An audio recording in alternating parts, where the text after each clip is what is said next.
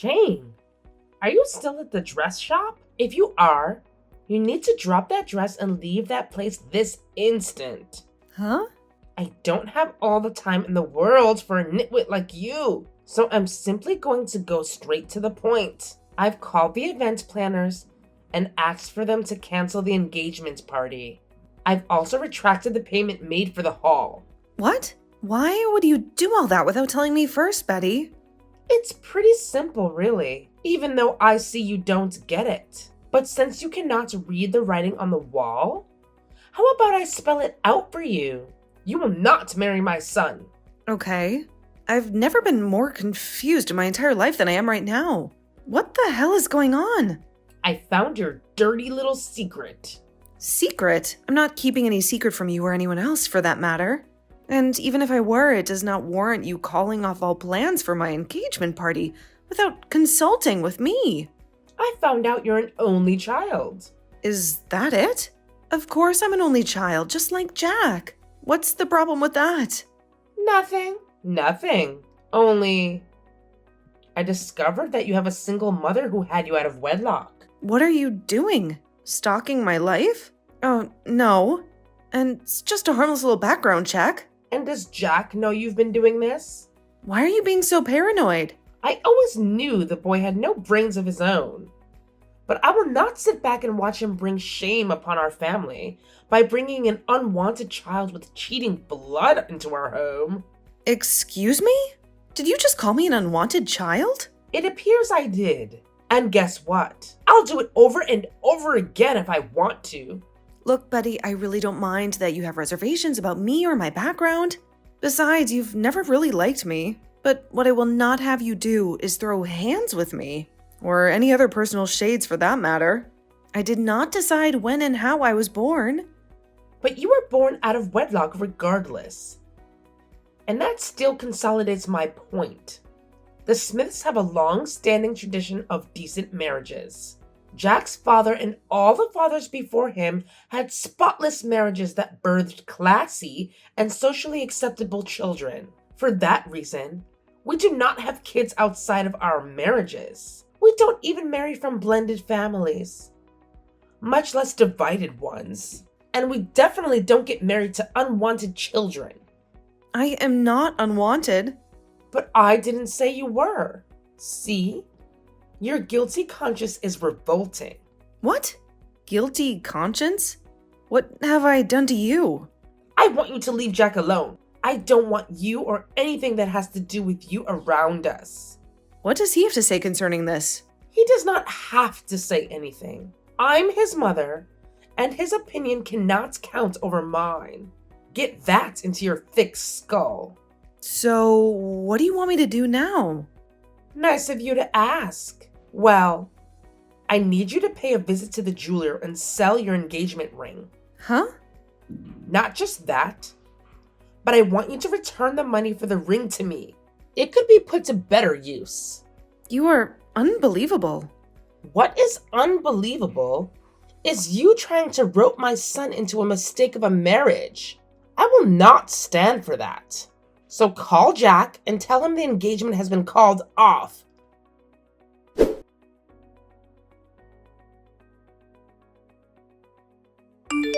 Mom, why would you call up the plans for my engagement party without telling me first? Oh, I see she has told you already. That silly girl. But must you accost me like everybody else? Not even an atom of respect for your dearest mother? You know I respect you, Mom. However, respect is reciprocal, and I expect you to respect me as well. I'm no longer a child, you know. Oh, really? So what are you now? A man, Mom. A man? Really? Wow. That's funny. You're still my little boy, Jack. And I want only what's best for you. As a matter of fact, I'm doing exactly that right now. Saving you from a colossal error. I know you may not see it now, because love is blind and all. But you will with time, and you'll thank me later. You'll see. Please respect my decisions and reinstate the plans you ruined, Mom. I will do no such thing. Don't make this more difficult than it already is, Mom. This is my life, and you do not have the right to step in uninvited and make such major decisions on my behalf. Don't you get it, Jack? That girl is not wife material. She has tendencies to infidelity. And that's something we do not condone in this family. Tendencies to infidelity? Simply because her mother and dad were not married when they had her? I never knew you were so narrow-minded, Mom. Call it whatever you will. I stand by my initial conclusions. You will not marry that girl. Not while I am alive, at least. If you want to get married so badly, I'll find you a pretty educated lass from a decent home to wed. I don't want a pretty lass from wherever. I want Jane, and I'll get married to her whether you give us your blessings or not. You wouldn't dare. You cannot go against my desires, Jack. You're my only son, and I'm simply trying to do what is best for you in the long run. Just look at it. Your father and I have been happily married for decades. We had you together in the confines of holy matrimony. And now that you're grown and very successful, can you not see the amount of respect it has gained us in society? That's exactly what I want for you, son. All my life, it has always been what you think and what society thinks. No one has ever bothered to ask me how I felt or what I thought. So at this point, I no longer care what you or society think anymore. I'll be my own man and do my own thing. And that includes getting married to the woman I love, regardless of what you think about it.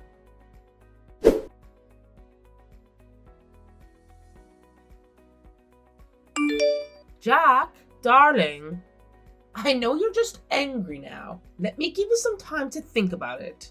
You'll come around soon enough. I know you will. Undo all the damage you've done, Mom, or...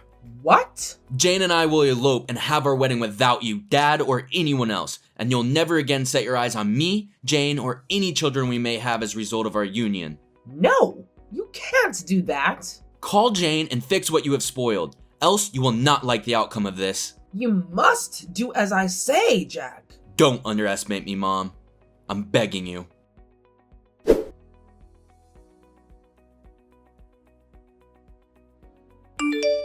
You have succeeded, haven't you? Are you happy now? Huh? You've succeeded in turning my own son against his mother. Jack spoke to me today in a manner he has never done before, and it's all your fault. Well, I did not ask him to disrespect you or anything, Betty. I just told him what you did and said, naturally, he was pissed. Anyone in his right senses would forgive his indiscretion if he went a little overboard, but it shouldn't be too hard for you to do, right? He's your precious son, after all. Are you saying that I'm not in my right senses? No. How could I say that? You're the best mother in the world who does only what's best for her kids. You're right. Oh, please. Cut me some slack. You're a crazy, self-centered woman who cares more about her social standing than her son's joy and happiness. I would have preferred it if you were not already Jack's mom, because you pissed me off on so many different levels. But fate has dealt sourly with me, so what can I do? He threatened to run away with you and get married no matter what I say. He did? Aw, that's super romantic. I know you incited him to say that. No, I didn't. Jack came up with that all by himself. However, I understand why you would be surprised anyway.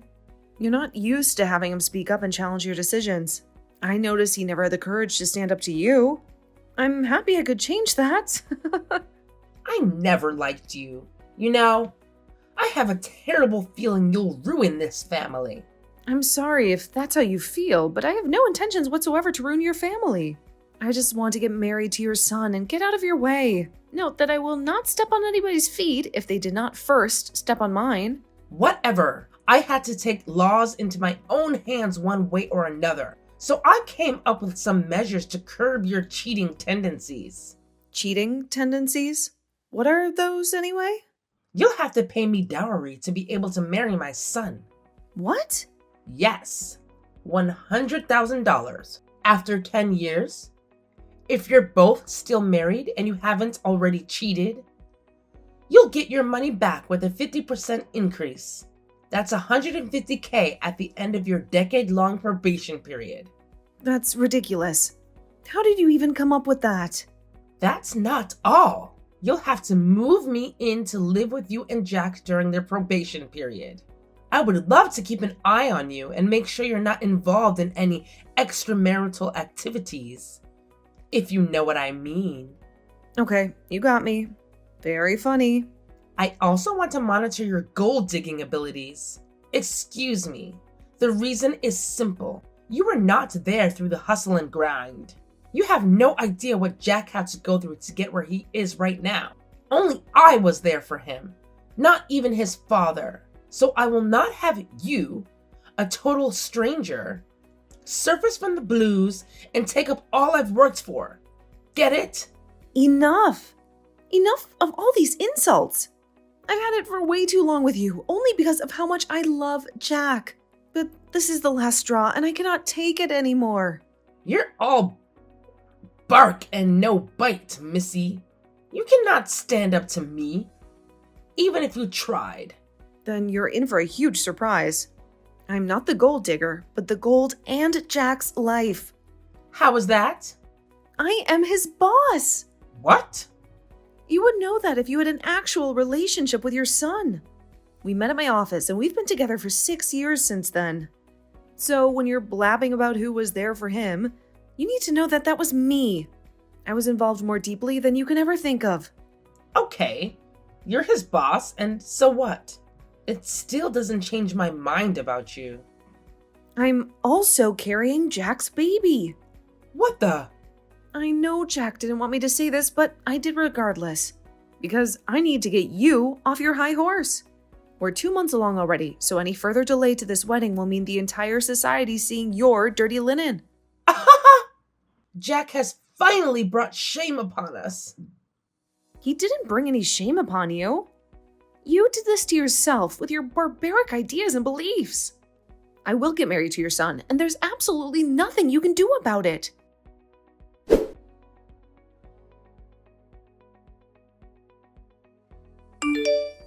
Jack, pick up the damn phone. I'm gonna smash your head with a bottle if you do not respond right now. Smash my head? How do you intend to do that? Over the phone? That's not the point, silly boy. Then what is it? Mom, I'm at work and I really do not have time for long chats right now. When were you going to tell me? Tell you what? That Jane was your boss at work. Haha, that? I told you, don't you remember? She's the reason I have all that I do. You let me make a fool of myself by calling her a gold digger. You did what?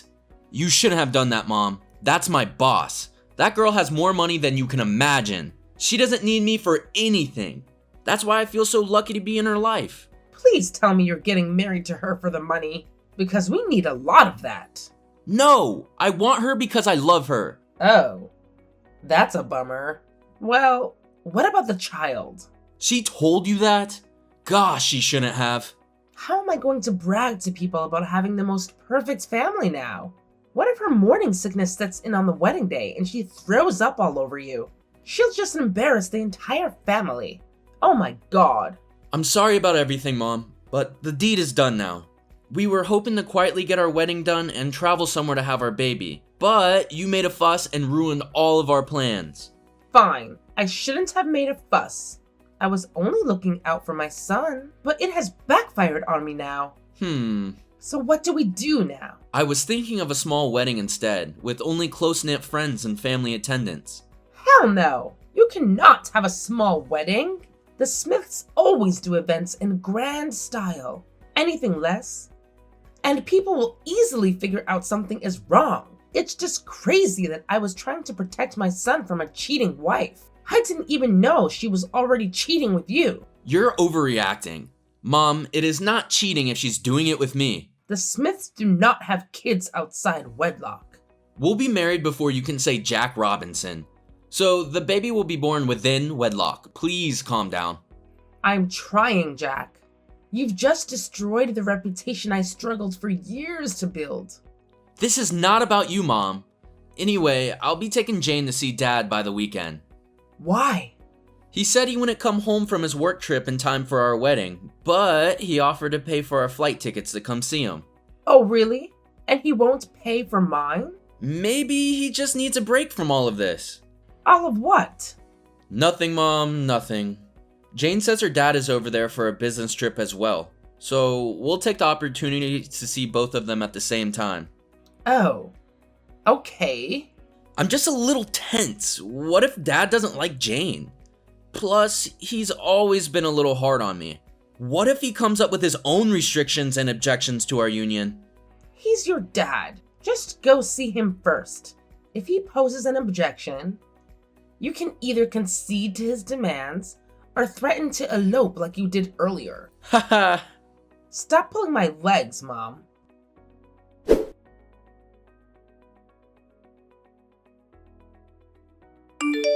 Hey, son. Are you not home from your trip yet? I need Jane to come over to the dress shop for a fitting. You're online, Jack. Why are you not saying anything? Is something wrong? Mom, who was my father? Huh? Why would you ask me such a question? You know who your father is. If so, how is it that my father is Jane's father as well? What? How? Dad is Jane's biological father as well. Mom, what don't you understand? Smith cheated on me. He cheated on me. My whole life is ruined now. Oh, how do I tell the world? My family heritage was not a heritage after all. Will you talk now, or do I have to force it out of you? Talk about what? You're being very rude to me right now. Your mother's heart is shattered, and all you can do is threaten me? My trip with Jane was not at all what I expected, Mom. I was afraid my fiancée who was carrying my child was my sister. So we all had to take DNA tests to clear out the fog. And no one called me? There's no need to call the author of the confusion. What do you mean by that? Will you tell the truth or not? There is no need to be told, Jack. Your dad is a cheat. The DNA test results shows he's not my dad. Who is my dad, Mom? Have I been living a lie all my life? I'm sorry, Jack. I should have told you earlier. Tell me now. Yes, Smith is not your father. I cheated on him during our honeymoon trip with the bartender at the lounge of the hotel we were lodged at. What? How can you tell me that after all of these years? After I've gotten used to a life of luxury? I tried to reach out to him after you were born, but I heard he was dead. Oh no. So I decided to play along. And for all these years, Dad thought he had a son. That's why I didn't want you to marry just anyone. I kept coming up with excuses to ruin all your relationships. Because I was scared you might one day get married to your sister without knowing. But you ended up ruining my life anyway, Mom. You lied to me all my life. You accused all my ex-girlfriends of doing something you were guilty of. I'm sorry, Jack. I really didn't mean to hurt you. Can you forgive me? Can you mend broken glass? No, right? That's the same way I cannot forgive you. From today on, you're no longer my mother. I hate you.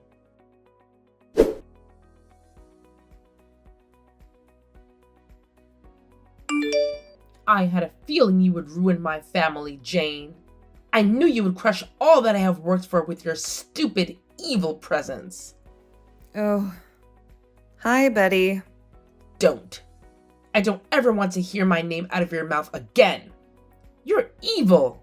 Just evil. Because of you, my son will no longer talk to me. And my husband has refused to come home. I did not do anything intentionally. It is not my fault. Your husband is my father.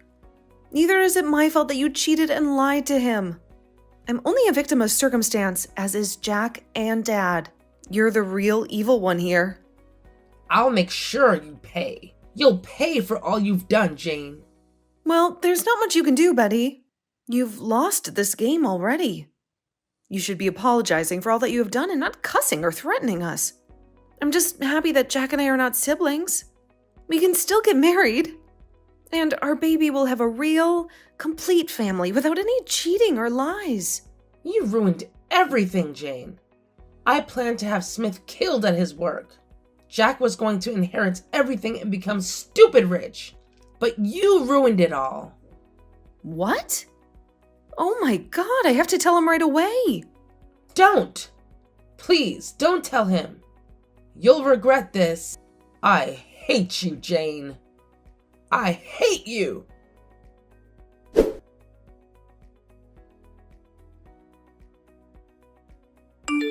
Jack, what did you send to my mail? Divorce documents. Huh? They're from Dad. Why did he send it through you? He should be a man and face me himself. I actually prefer that he stays as far away from you as possible. We know you're planning to assassinate him and take over all his property and assets. What? I did not plan to kill Smith. You don't have to lie, Betty. I was with Jane when you sent those horrendous texts. I saw everything. Betty? Is that what you call me now? I'm still your mother, remember? Our relationship ended long ago. I would advise you not mess up the little dignity you have left. It's the end of the road for you anyway. Your plans have failed woefully. I was drunk, Jack. It was just a crazy woman's rant. I find that hard to believe though. Meanwhile, I have to keep Dad safe from a maniac like yourself. Please have those documents signed and mailed back to Dad's office in 24 hours. Else, I'll apply some force. And trust me, it won't be so much fun for you. I'm no longer your mom, but he's still your dad? How is that even possible? If I'm going, you're going too. Actually, we've worked on my adoption, and because he's legally my stated father, it wasn't an issue. Why am I the only one getting punished? He cheated too. Well, you can call him and ask him that yourself. For now, please sign those papers and stay as far away from us as possible. Who knows? I might even send a restriction order over to the police. Please don't do that, Jack. We can sort this out as a family. Have a nice life, Betty.